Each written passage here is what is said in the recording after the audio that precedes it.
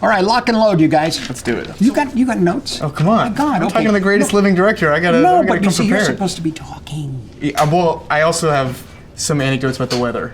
In case. Excellent. All right.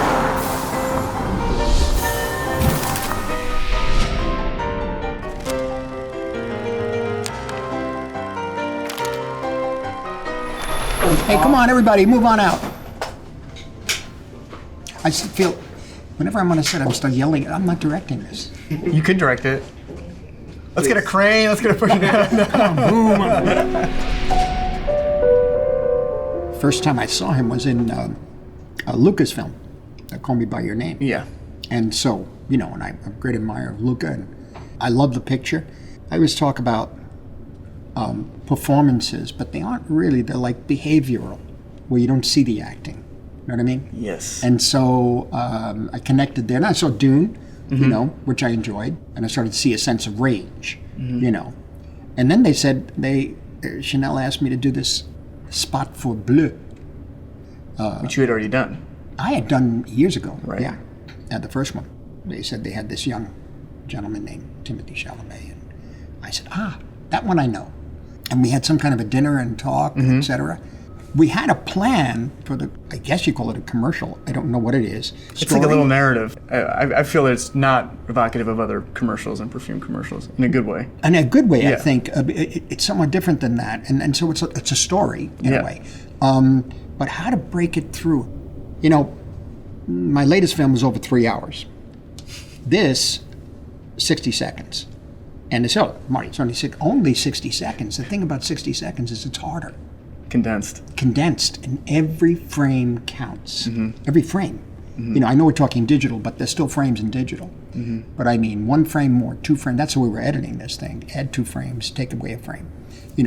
Juxtaposition of images, all this sort of thing. So it's not a facile way of working. It's actually, I find these much more intense. Yeah. And they're real workouts. More challenging in some way. More challenging. Yeah. The narrative itself was about the film actor and being on the road, and one of the things we referred to was the great short film by Federico Fellini. Toby Dammit. Toby Dammit, yeah, and Right. I showed it to you, and I said, let's capture some of that feeling, That's one of my favorite interactions with you. Is you said you've seen Toby Dammit, right? And I thought this Fellini, this obscure Fellini short. No, I haven't. But I quickly got onto it. With that as an inspiration, we came up with a story somehow. It developed into a kind of story, and Right. how that happened, I'm not quite sure. No, but I'm so grateful that it developed. But I felt so honored that you brought because this didn't feel like a commercial, and I guess the fear as an actor, that's why I was so excited that you agreed to do it too, is that, you don't want it to feel, whatever, like a product. I know. This was a total dream, total short film. What I walked away with the most, we haven't even gotten a chance to speak about it, but I was just so shocked about how unprecious you were about setups and how quickly we would fly. Not to say there wasn't enormous attention to detail. It was just so fascinating when filmmakers start out, and I've worked with a lot of young filmmakers that are enormously precious and maybe plotting sometimes. And here we were just like going, Well, it was planned beforehand. Yeah, to fly like that? Well, not to fly like that, but I was glad it flew. Yeah. But no, the shots were designed. Or at least, I like to call it like a philosophy of a shot. Should this be a moving shot at all? Right. Or should it be static? And if it's static, what the hell size are you in the frame? Right. Is it from the waist up? So that was here? all Yeah. basically planned. Yeah, I mean, then when you get into the, looking out the window and you see the billboard? The billboard, I know you're going to walk towards camera, but where do you stop? But I didn't know there was a shot list, basically. I have it myself. Do you always work like that, basically, or no? Well, back on features. Yes, back in when I started doing my first films, I would draw everything. Wow, that sounds time intensive. Yeah, well, it was by myself anyway. I was always by myself. So nobody wanted to be with me. that's Nobody another, wanted. That's another story. That's another. So I was always in a room by myself. The taxi driver was literally there. Literally across the street. I designed the whole picture and drew all the pictures right across the street at the St. Regis Hotel and out that window. I spent a lot of time doing that because, first of all, I liked the idea of how to tell a story with pictures, right? But it also, because it was so low budget, I had to really have a plan so that it could be changed. Had you had an experience where you didn't have a plan? that informed that? Yes, later on I tried Okay. another film, but I seem to work better with a plan. I really do. It's like showing up memorized or showing up unmemorized. Yes, You probably exactly. don't deal with a lot of people that are unmemorized. No, it's true, but even memorize is one thing. Knowing it's another, right? Yeah. As long as you know it. Exactly. As long as you know it.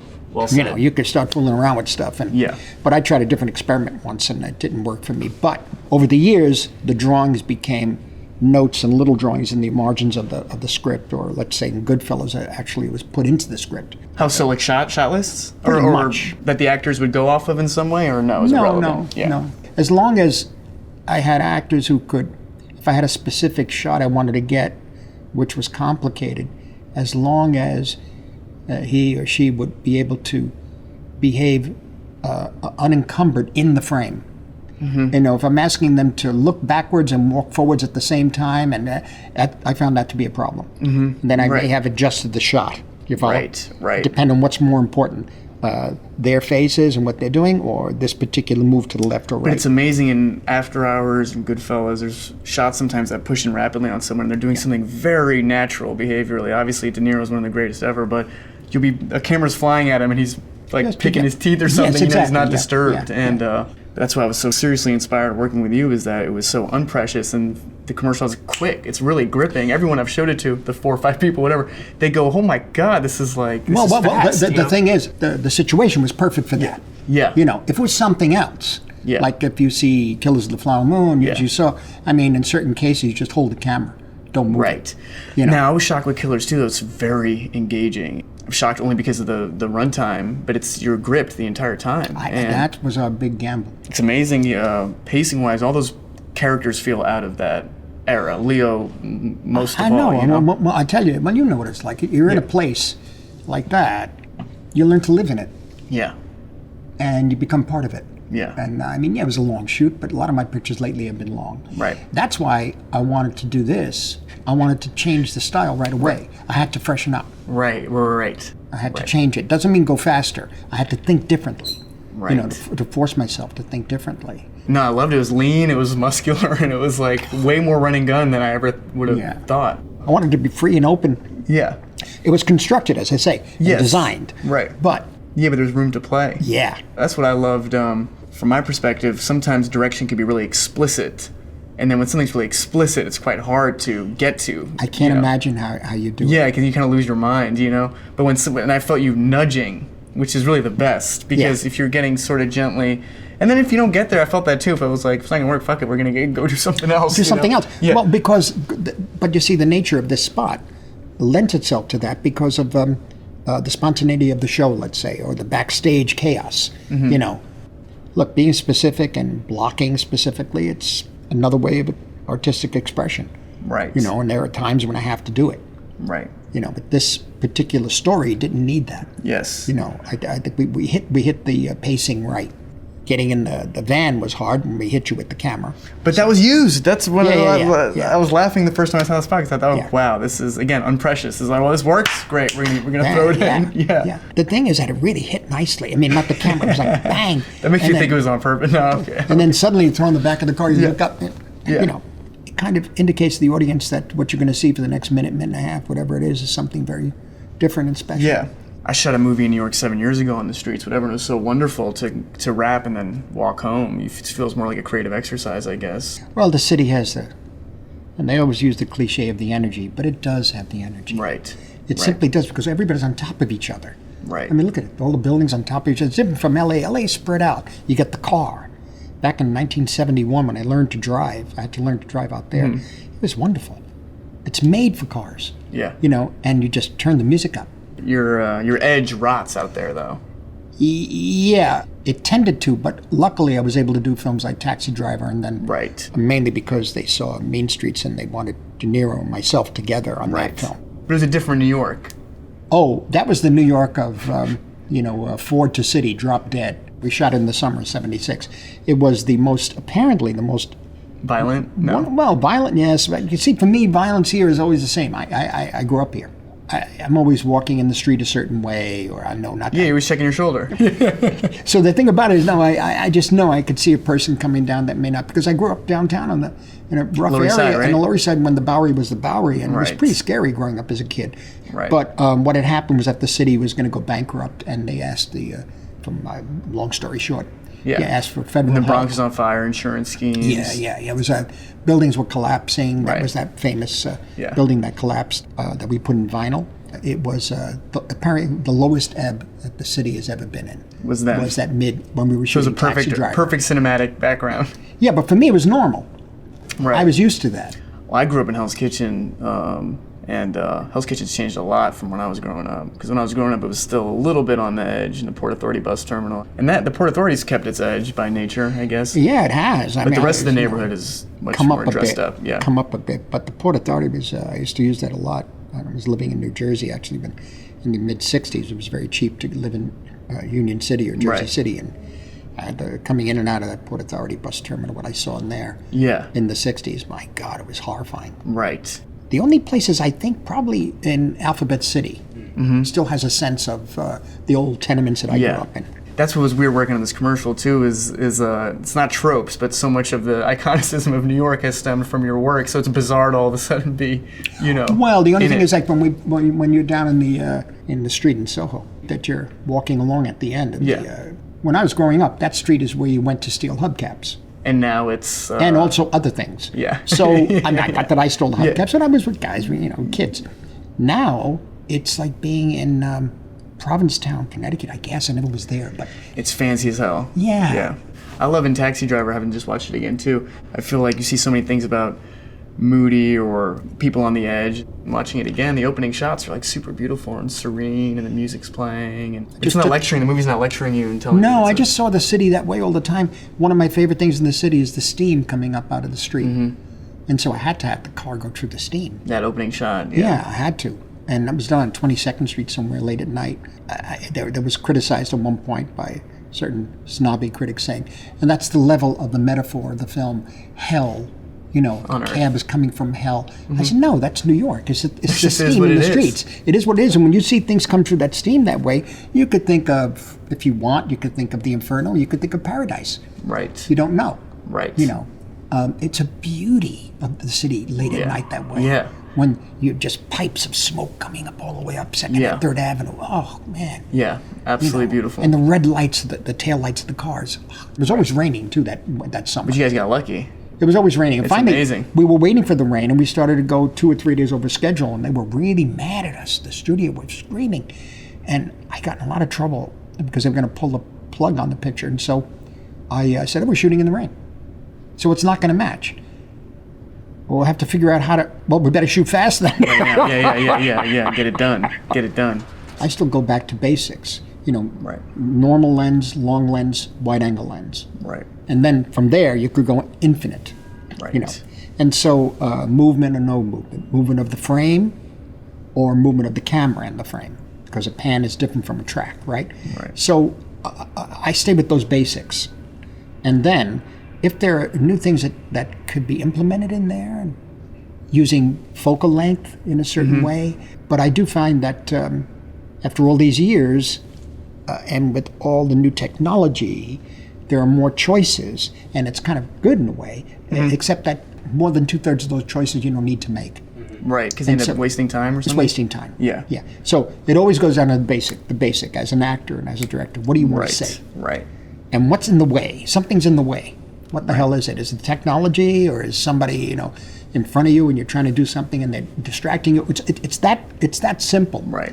And now with And there's few filmmakers that have a command of both, right? Yes. Yeah. Yeah. And to not get stuck into just the cutting edge. Well, I think a lot of those filmmakers are recent in a way, Right. because they grew up with the technology. I did Right. not. It's another generation. Yeah. It's going to be interesting what you guys do. Well, that's why and I don't want to be cynical, and I don't want to take myself out of being a member of my generation as I have in the past. But I just think boredom is a good thing, and the way I was intensely bored growing up and had to read books, or if I could get my hands on a movie at my grandma's house, you cherished that movie. And with too much information, too much access, you know what I mean? You're not going to Yeah. Well, it was a similar thing with you're talking about boredom, in a sense, because of In my case, when I was 3 years old in 1945, I contracted asthma, and my parents were working class. They didn't have books in the house and that sort of thing. They would just take me to the movies a lot, or let me eventually go by myself to the movies. And I had this little tiny area in the apartment before everybody came back from work. Wow. Then I started to learn how to read novels. And this priest was a interesting guy, Father Principe. He was the one who gave us Graham Greene and James Joyce. And that sort of when we were about 13 or 14. Right. And I started to read. That was a whole issue. Right. You know. But I think... it was piecemeal in some way. Yeah. Yeah, but what happens is that it's the old take the horse to water, you know, and if the horse drinks, you know, so that I had a couple of people who were doing that for me, and we were sustaining ourselves. We were continuing. We took advantage of those suggestions and guidance, and it wasn't always friendly. These were tough guys. But they weren't telling you what to think or what was good. They were kind of giving you the keys in some way. Giving you a basis of morality, too. Right. And somebody pointed out, said, like in Killers of the Flower Moon, or a number of the films I made where the level of corruption is so deep because it's not the society is not rooted in morality or any kind of spirituality. That's what human nature might be. That without that guidance or without that even dialogue between people about morality and spirituality, it becomes pure corruption. Right. I mean, if I, you know, in the movie, because the Native Americans don't understand the value of money, if I, you know, charge you $1 for this glass of water, they pay it, and then you realize they don't really understand paper money or anything like that. They're rich, but they don't know why, and they don't know what money is. So when they come in again, I'm going to say it's $10, and they pay it. Right. So I'm going to say next time $25. I'll keep $15. Meantime, we're friends. We take care of each other, and I'm just, you know, like, you know, you got the money anyway. I have to work for the money. You're not. I mean, but that's an interesting moral issue. If it's only $1, charge $1. And so that's the interesting thing about how we could become complicit in absolutely genocide.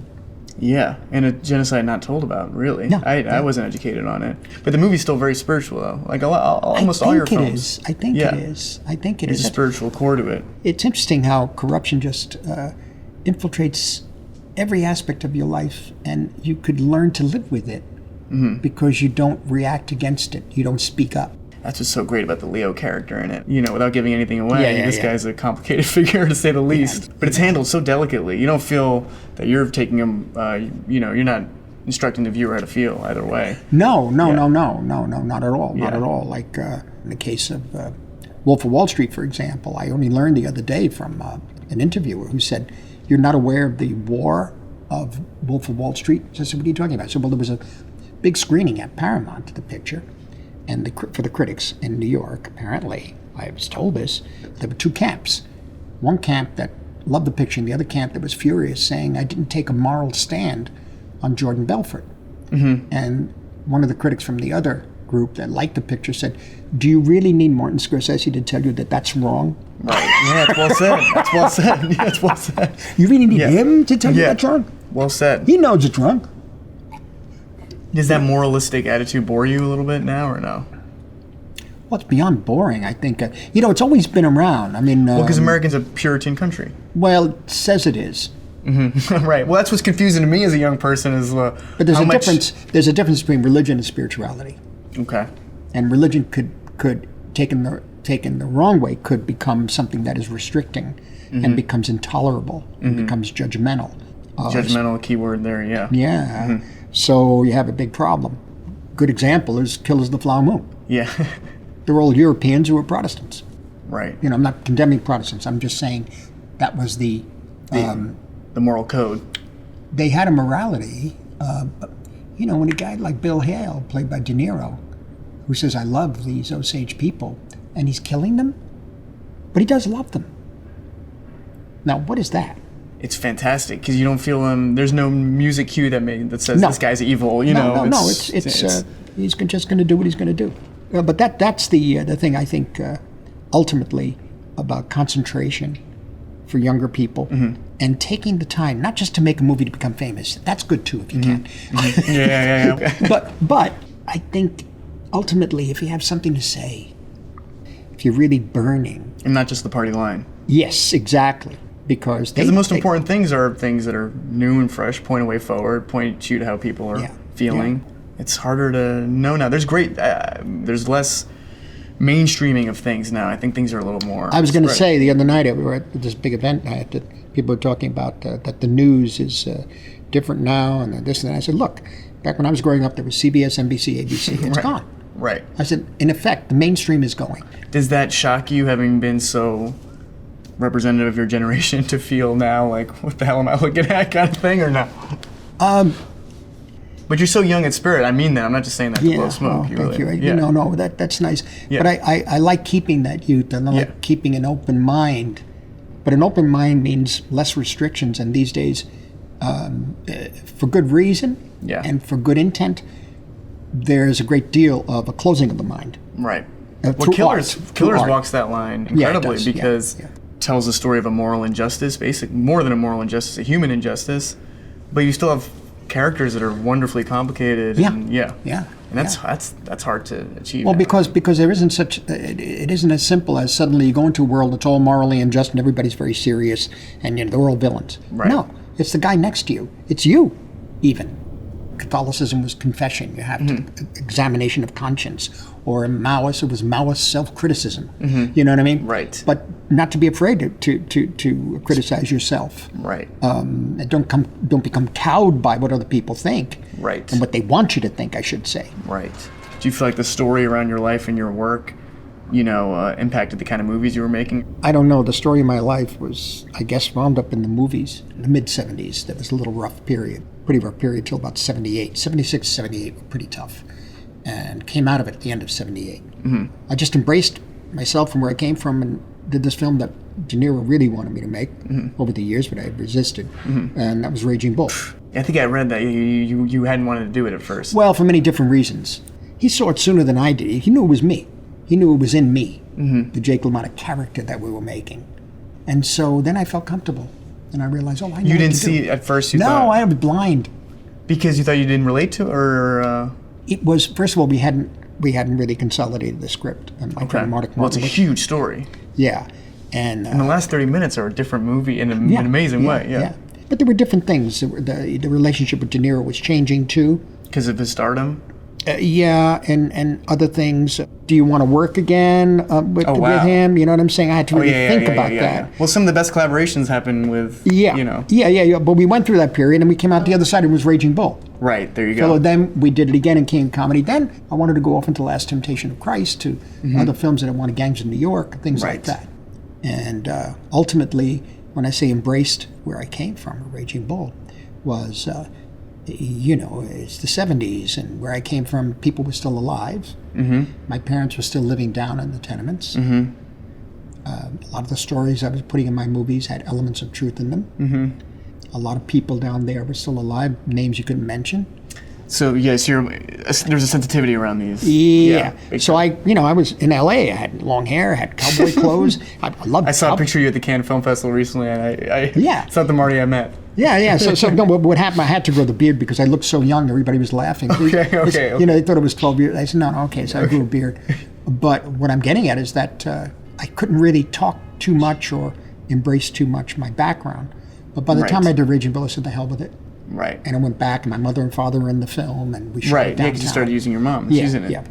Was it simply a respectful fear, or more than that? It was a caution. It was a caution. Yes. No, a lot of people were still alive. And it was before the Little Italy became the Little Italy that it is now. Right. It was a closed society. Right. No names mentioned, ever. Right. It's nice when you come back to the director. There's a dialogue, there's a rapport. Also on the acting side, you feel like, this person really likes me because I'm back again. I'm back. Yeah, exactly. He didn't throw me out. Yeah, exactly. And it gives you confidence. But you've done that, legendarily with De Niro and DiCaprio. Yeah. Well, and we'll do Chanel commercials every 3 years. Yes, exactly. No, but with them, though, it's just a different thing because De Niro knew me from Lower East Side when we were 16 years old. So he knew the people I grew up with. Right. Still does. So a few of them left. He was with another group up on Kenmare Street. We were on Prince and Houston. Okay. Prince and Houston Street, Elizabeth, Mulberry. Every now and then we met in these after-hour bars late at night, respectful and always very, very nice to each other. Some of the guys he was with we didn't like. I mean, I'm talking about Yeah. myself and a couple of my friends. We said, Right. oh, these, stay These away. guys. Stay away. Was he already acting? I couldn't tell. I don't think so. Right. I lost track of him is what happened. Right. And because Brian De Palma had been working with De Niro in High Mom. Wow. And so they said, you got to meet him. And after the dinner was over, we were sitting in another room. And he looked at me and he says, you used to hang out with Curdy, right? And Joe Morale. And you're with, remember Albie Eyes? I said, yeah. He said, I'm Bobby. I said, Bobby? You mean Bobby from Kemba? He says, yeah. Wow. I said, I didn't realize. And that's how we came back That's how together. we linked. My God. And now you live 5 blocks from each other or whatever. I don't know. He seems to be around the corner. Yeah, you see him all I the can't time. tell. In between roles, he looks anonymous. I have no idea who he is. Right. He could be right next to me. He's at B&B Bagels on the line behind you or something. Yeah, you don't know what's Yeah. going on. I mean, one night we had dinner with Michael Powell, the great British director. Mm-hmm. We were preparing for Raging Bull, and he wanted to ask him questions about gaining weight. There's a sequence that Powell does in his film Colonel Blimp. I said, well, we'll meet Bob tonight at dinner. And it was an apartment I had on 57th Street. And we're up there eating, and Bob's next to him, and everything's fine. And after the main course, before dessert, he said, I understand De Niro will be coming tonight. I said, he's right next to you. Oh my God, he hadn't realized the whole time? Because he's very quiet and he's Sort of anonymous. You feel it in his work. You feel someone that's not vain, basically. Yeah, I don't know. That's the key. Yeah. Because, hey, listen, if the shot plays best on my back and on somebody else's face, play it. Right. Whereas other actors, they need eye light. Right. They need to look Right. a certain way. Not talking about me, by the way. No. He didn't need the eye light. He didn't need any. And with Leo, Leo, just interesting, a 30-year difference, but he has similar sensibility and a curiosity. Curiosity is the key thing. You know. man, is it ever. That's the biggest thing. And there's a Bob Dylan quote from Chronicles, his book. I might butcher it a little bit, but he says, if your ability to inspire, be curious, or observed is compromised in any way, then your creativity is compromised. That's right. Yeah. And that's the danger of today, too. Yeah. Because what, there's an answer to everything? Yeah, an answer, and there's understandably a sensitivity, you know, which has to be balanced with art somehow, because the art should be free. I just read for Taxi Driver that there was some, like, all the directors had come up with some rule or something. I'm going to butcher this too, but not to be moralistic, to not put violence in movies or something. Right. Yeah, I still got that. I got that. Oh my God, I was shunned for Goodfellas. Now, why I was shunned in certain Italian restaurants that wouldn't let me in. Would you feel like over the years that perception changed? No, I mean, look, violence is in ancient Greeks. Violence usually took place off stage, and it was described. It was just, it was off stage. A messenger comes in and says, "You should see what happened. Right. You should see what they did to you know." Right. Peleus, he was up there, and they tore him apart in the Bacchae. Oh my God, you know. Also helps the fight budget and the stunt budget. Yeah. But it was just as scary and just as disturbing, highly stylized. I guess I've had this kind of question about violence going all the way back to Mean Streets, you know. But I grew up in a place that was, you know, violence was a form of expression. Right. And communication. Yeah, and it was serious.